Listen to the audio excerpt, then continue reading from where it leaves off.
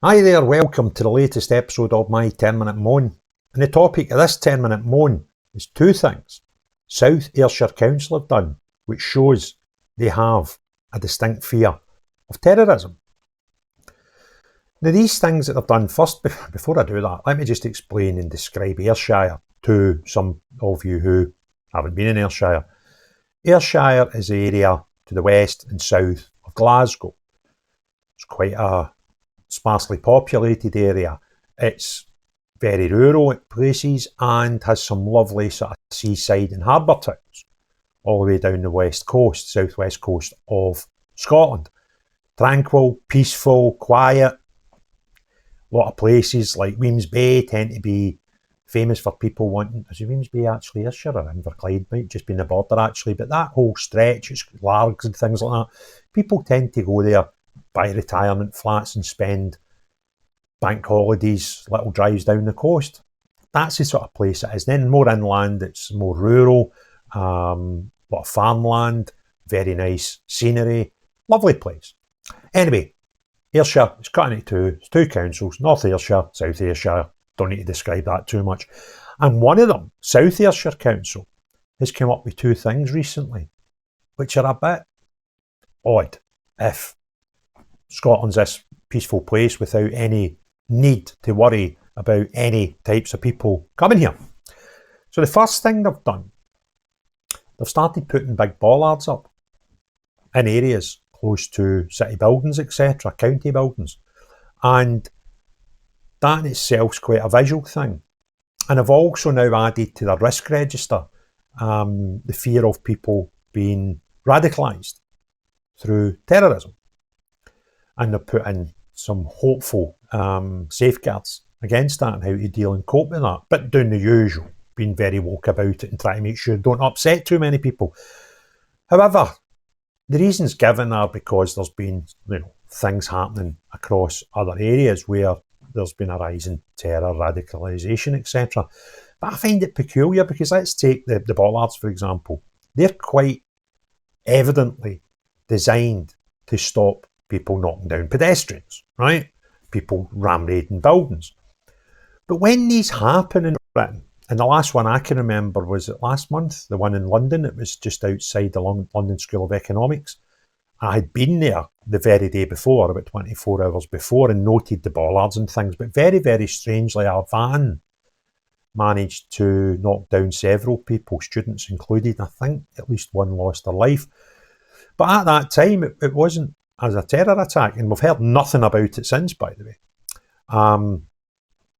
It was a non-terror related incident, and we're always told these things are non-terror related. So I find it quite odd that these things that are portrayed in the media by the establishment are always non-terror related, because if they when was the last time you remember any that was categorised as a terror crime or terror related? They don't. So what we're told is, don't get terror things in Britain anymore. I think the last one where it was officially terror was probably the Westminster Bridge, when the guys tied knives to their hands and started shouting Alan's snack bar all over the place. So it's very odd that on one hand we're told nothing's ever terror related, but on the other hand, South Ayrshire Council, one of the, I would say, quietest council areas probably in Scotland, has now put up some very visible bollards to protect against terrorism and brought out new safeguarding in their risk registers. It doesn't add up. We either have got a threat for terrorism, or this council are just putting all these bollards up and putting these risk register things in place for no reason. I wish they would just be honest. So I was highlighted to this fact by someone on Twitter who sent me a link to it. And this story is taken from the Ayr Advertiser, which is a local press and outlet. And I'm obviously using their online resource here. And the headline is, Risk Register includes terrorism for South Ayrshire Council. Terrorism has been recognised as a bona fide risk by South Ayrshire Council. It comes in the wake of controversial anti-terrorist equipment being installed near Ayr County buildings. Until now, the Council Strategic Risk Register had centred around risks such as strategic planning, child and adult protection, environmental issues such as Ash Dieback, and the need to change the way services are provided. However, legislation requires local authorities to work to put in place measures to prevent people from gravitating towards terrorism has led to the issue being added to their risk register. The register also requires the Council to develop mitigating measures to deal with risks. The report to Cabinet outlined why it is now included. The Council has previously explained its reasons for installing the barriers at Ayr Esplanade, citing a number of incidents that have seen attacks using vehicles in heavily pedestrianised areas and events. The report stated it has also been considered appropriate to include the new risk in relation to counter-terrorism. This is a risk of a terrorist attack or event with the potential of causing mass casualties and or fatalities. The unfettered development of radical groups and local networks who are enabled to organise and coordinate significant fear and alarm in South Ayrshire for political or religious reasons. Wow. The unfettered development of radical groups and local networks who are enabled to organise and coordinate significant fear and alarm in South Ayrshire. That's what South Ayrshire Council have just told you. That's scary. The report says that the development of these groups and potential actions they could take could cause mass casualties and or fatalities. It adds a terrorist attack could cause significant infrastructure damage to buildings, transport networks including Prestwick Airport, the ferry terminal and train travel and power and energy supply. Such an incident could also have an impact on minority groups who are wrongly believed to share radical views. The report states that an attack could result in civil disobedience and reaction towards minority groups who are misunderstood to hold similar radicalised and terrorist views such as Islamic fundamentalists and impact upon law-abiding Muslims in South Ayrshire. The Prevent strategy seeks to support people at danger of unwittingly joining radical groups. How can you unwittingly join a radical group? However, that's what the report says. The report states the use of the National Prevent strategy in South Ayrshire together with partners, specifically Police Scotland and their Prevent specialist team. Well, I hope the Prevent specialist teams that Police Scotland have are a damn sight better than the ones they had in Southport. You know, the ones that forgot to notice that Rudy Cabana might be a danger to society. That was Prevent. The development of the strategy sees council staff trained in raising concerns with particular support for vulnerable people, targeted for recruitment by groups seeking bodies to undertake actions that could ultimately be deemed as terrorist. The risk register also includes details of some of the works being undertaken by the council.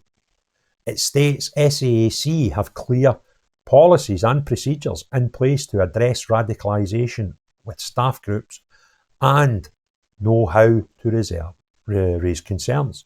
Staying up to date with events around the world can be difficult, where it's impossible to consult a single source for the full story. Narratives that shape public opinion often just reinforce media and corporate-backed vested interests. It's hard to know what information to trust.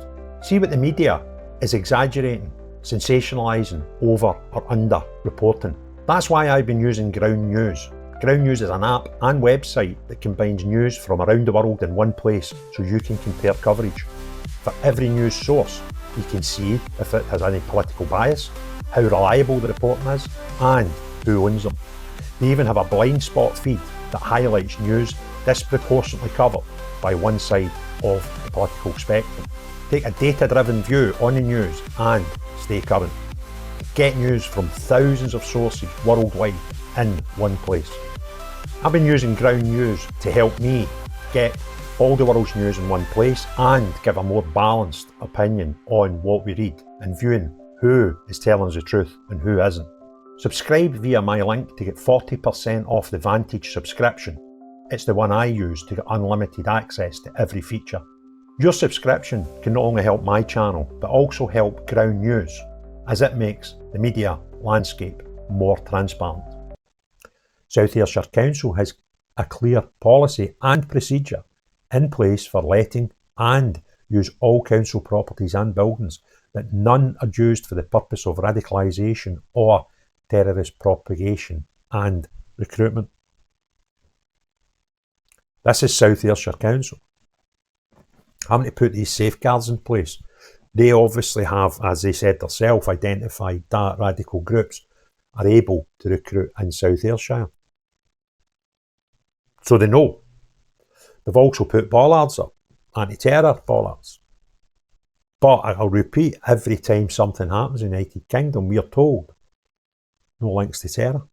They're all lone wolves. They're all single concerns. What South Ayrshire Council have done over these two events is prove otherwise. And yes, they should be doing all they can to keep the good people of South Ayrshire safe. However, it goes totally contradictory to what the establishment is normally telling us, and that's bonkers.